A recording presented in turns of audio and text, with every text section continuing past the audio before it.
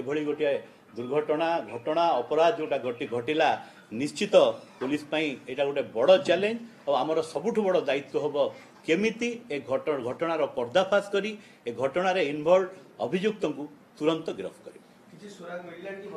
देखु आमर आप देखुवे आम प्रचेषा जारी रखीचु आम विशेषकर टेक्निकल एनालिसिस हो विभिन्न सोर्स हो ए सबुथिरे प्रचेषा जारी रखीचु आपण लक्ष्य करेंगे यही घटना पर निश्चित भाव आज खोर्धा 6 घंटिया बंद डिक्लेयर होमर नेशनल हाईवे भी अवरोध होती तेणु से कम भी जो लॉ एंड ऑर्डर कम भी किछटा व्यस्तता रही किंतु आमर मुख्य